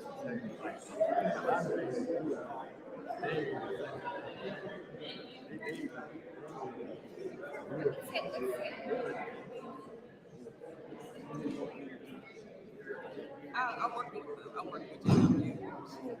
Where did he give it? And then I asked him if he would eat down there.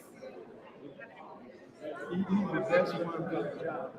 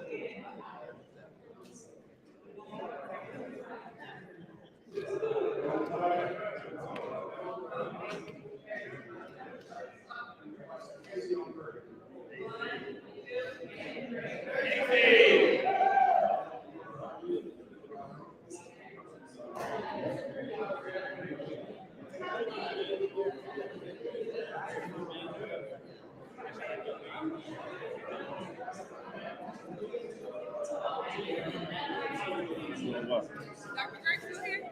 Oh, he's Oh, right there. there you go.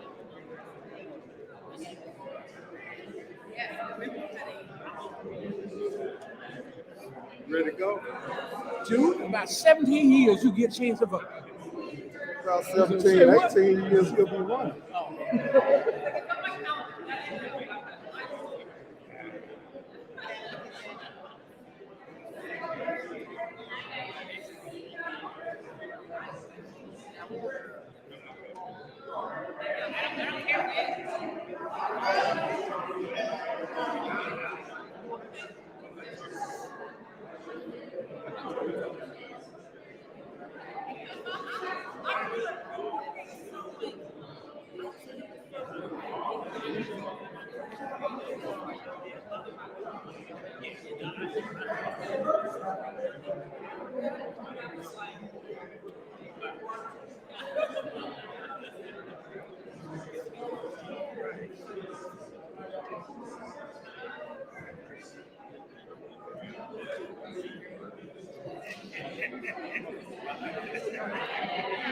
Boy, you take care now. You're holding it down.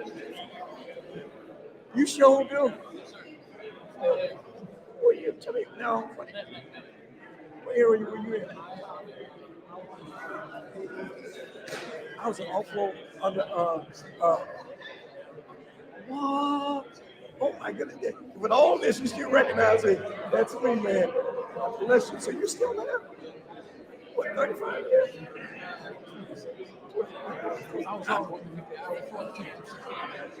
Wow. Anytime you gonna retire anytime soon?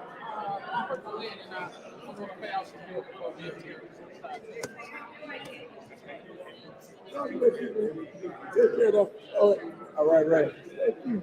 Bless you.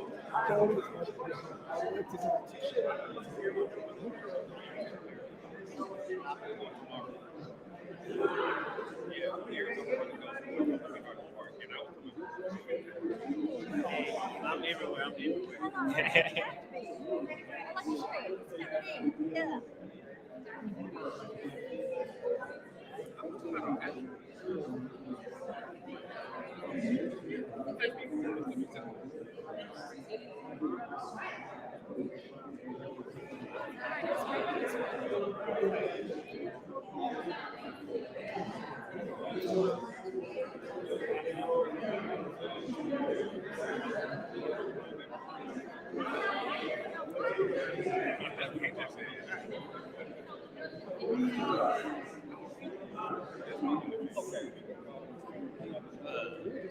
Well, you don't really want to go to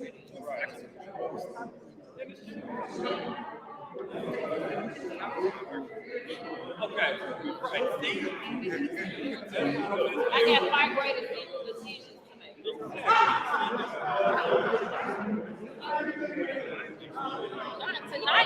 Not tonight, you're not. Who checking it? Okay, not tonight, you're not.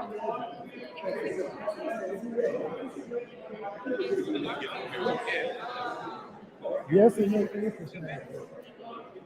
We just making sure we was like waiting up like somebody was saying.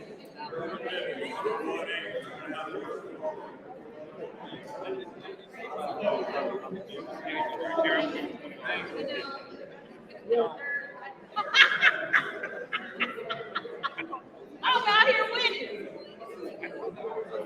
I can use my